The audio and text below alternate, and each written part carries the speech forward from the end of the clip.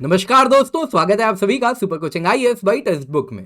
दोस्तों, जब से रशिया यूक्रेन के बीच में जंग शुरू हुआ है तब से वेस्टर्न वर्ल्ड के लिए, G7 के लिए, यूरोपियन यूनियन के लिए समस्याएं मानो थमने का नाम ही नहीं ले रही। आपको मालूम होगा, वेस्टर्न वर्ल्ड ने कहा था कि अब हम रशिया को पनिश करेंगे और रशिया से आने वाले क्रूड ऑयल को अब हम नहीं खरीदेंगे, और उन्होंने सैंक्शंस भी लगा दिए और क्रूड ऑयल खरीदना भी बंद कर दिया इस उम्मीद में कि रशियन इकोनॉमी कोलैप्स करेगी। पर दोस्तों, यहाँ पे ऑयल के बिना गुजारा करना भी बड़ा कठिन है, और यहीं अगर आप देखें तो अब यही वेस्टर्न वर्ल्ड एक नए पाखंड में लगी हुई है। वो खुद तो रशियन क्रूड नहीं खरीद रहे, लेकिन इंडिया से गुजारिश कर रहे हैं, आपके पास तो इतना बड़ा रिफाइनिंग इंफ्रास्ट्रक्चर है, कृपया करके अपनी सस्ती रशियन रिफाइंड ऑयल हमें भी दे दें, रिफाइंड पेट्रोलियम प्रोडक्ट हमारे देश में भी भिजवा दें। इंडिया ने भी कहा कोई बात नहीं, बिल्कुल भेज देंगे, लेकिन पैसे तो लगेंगे।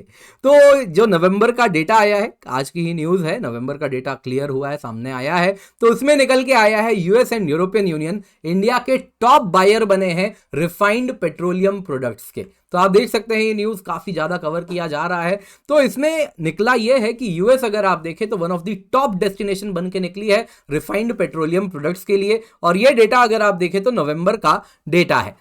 और अगर आप देखें तो इसमें ऐसा लग रहा है कि इसमें most of the western world में जाने वाला जो आप पेट्रोलियम प्रोडक्ट्स देख रहे हैं, ये और कुछ नहीं, रिफाइंड रशियन क्रूड ऑयल है। पूरा नहीं तो काफी मेजर पोर्शन है जिसमें रशियन क्रूड ऑयल का बहुत बड़ा रोल है। तो अगर हम नवंबर की ही बात करें तो यूएस ने $588 मिलियन का नवंबर में भारत से पेट्रोलियम प्रोडक्ट्स इंपोर्ट करवाया है, जो कि इस फिस्कल में अब तक का हाईएस्ट लेवल है।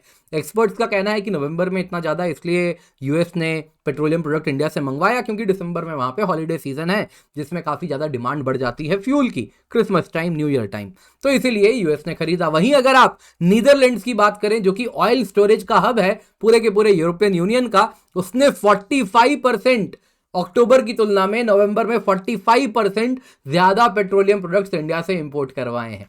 तो दोस्तों, यहां पे ये सिग्निफिकेंट क्यों है, आपको सबसे पहले मैं कुछ नंबर्स बताता हूं।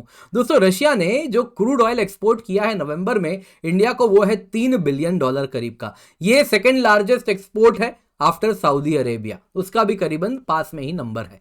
तो यूएस की बात अगर हम करें तो वो इसमें एक मेजर इंपोर्टर बन के निकल रहा है इंडिया से, क्योंकि वो खुद तो रशिया से क्रूड ऑयल खरीद नहीं पाता, तो इंडिया रशिया से सस्ते में क्रूड ऑयल खरीदता है, उसको रिफाइन करता है और उसको फिर दुनिया भर में बेच के मुनाफा भी कमा ले रहा है। तो यूएस की बात करें तो उसने इंडिया से बस 8 महीने में, नवंबर 30 तक 2022 के 8 महीनों में 30 नवंबर तक $3.62 बिलियन का पेट्रोलियम प्रोडक्ट इंडिया से खरीदा है, जो कि पिछले साल की तुलना में 23% ज्यादा है। इसका मतलब क्या हो रहा है कि जाहिर सी बात है, इंडियन मार्केट उनको ल्यूक्रेटिव रेट्स ऑफर कर रहे हैं, और ये ल्यूक्रेटिव रेट्स इसीलिए ऑफर कर पा रहे हैं क्योंकि India discounted Russian crude oil खरीद रहा है।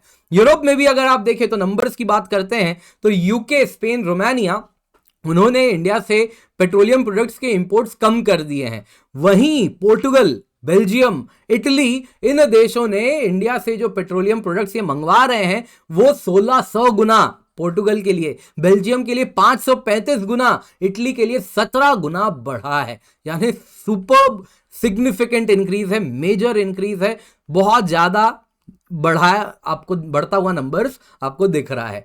तो दोस्तों, यहां पे एक सवाल उठता है कि आखिरकार रशियन क्रूड इंडिया में रिफाइन कर कौन रहा है। तो दोस्तों, 3/4 चीप रशियन ऑयल अगर आप देखें तो ये रिलायंस और Russian controlled Nayara Energy import कर रहे हैं। तो रशियन ऑयल रिलायंस इंडस्ट्रीज बहुत ज्यादा इंपोर्ट कर रही है। दूसरी नायरा है, नायरा अगर आप देखें तो रशियन, बेसिकली 3 कंपनीज की सब्सिडरी है, 3 कंपनीज का जॉइंट वेंचर है, जिसमें 2 रशियन कंपनी है जिनका मोर और लेस करीबन करीब काफी ज्यादा स्टेक हो जाता है। तो ये रशियन कंट्रोल्ड है, और वो भी इंडिया में रिफाइनरी है उनकी, जिससे वो बहुत ज्यादा रशियन क्रूड को रिफाइन कर रहे हैं।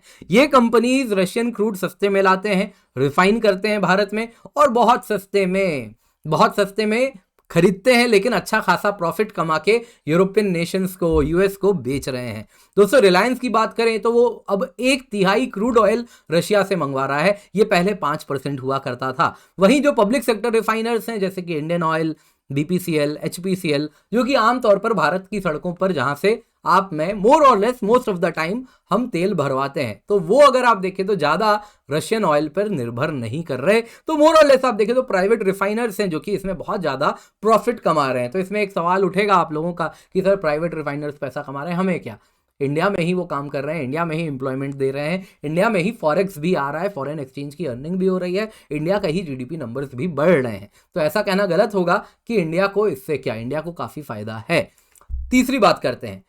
अब यहां पर अगर हम देखें तो इस पूरे केस से हमें क्या पता चल रहा है, हमें यह पता चल रहा है इंडिया वेस्टर्न वर्ल्ड के लिए रशियन ऑयल का एक बैकडोर बन गया है। क्योंकि रशियन ऑयल यूएस ने, यूरोप ने तो बैन कर दिया, इंडिया, जाहिर सी बात है, अब यूएस यूरोप इतना बड़ा मार्केट है, वो बैन कर देंगे रशियन ऑयल, तो रशियन ऑयल की कीमत गिरेगी। तो इंडिया क्या करता है, इसका फायदा उठाया, सस्ते में डिस्काउंटेड प्राइस पे रशियन ऑयल खरीद रहा है और इसको अच्छा खासा रिफाइन कर रहा है और फिर फॉरेन मार्केट में भी बेच के पैसे बना ले रहे हैं ये सारे रिफाइनर्स जिनकी मैंने बात अभी की यहां पर। तो इंडिया अगर आप देखें तो की एशियन रिफाइनिंग हब है, जो इंस्टॉल्ड कैपेसिटी है रिफाइनरीज की हमारे भारत में 23 मेजर रिफाइनरीज हैं जो कि 250 million ton per annum crude oil refine कर पाते हैं।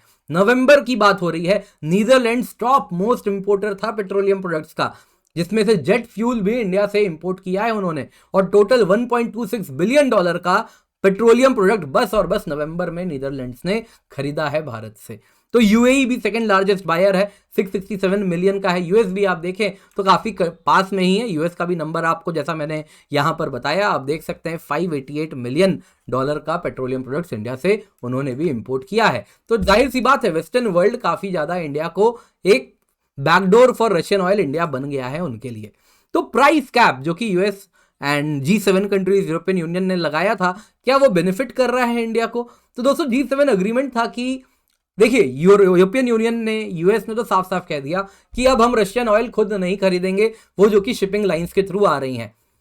साथ ही साथ कहा अगर कोई थर्ड पार्टी, कोई थर्ड कंट्री, कोई तीसरा देश रशियन ऑयल खरीदता है $60 पर बैरल से ज्यादा की कीमत पर, तो उसको हम इंश्योरेंस वगैरह भी नहीं देंगे।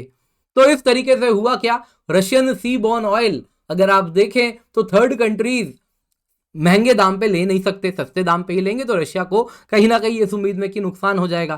पर दोस्तों इंडिया ने साफ साफ कह दिया कि हम इस प्रकार के प्राइस कैप मैकेनिज्म को सपोर्ट नहीं करते, और रशिया ने भी इंडिया को $53-56 की कीमत पर, यानी प्राइस कैप से काफी कम कीमत पर, डिस्काउंटेड प्राइस पर रशिया ने इंडिया को ऑयल दिया। एक्सपर्ट्स का कहना है कि जो क्रूड ऑयल फ्रॉम रशिया है, जो इंपोर्ट्स हैं, ये आने वाले दिनों में और बढ़ेंगी और इंडिया भी पेट्रोलियम प्रोडक्ट ऐसे ही एक्सपोर्ट करता रहेगा। प्राइस कैप भले लग जाए G7 का, यूरोपियन यूनियन का, एक्सपर्ट्स का मानना है ये सिलसिला तो चलता रहने वाला है।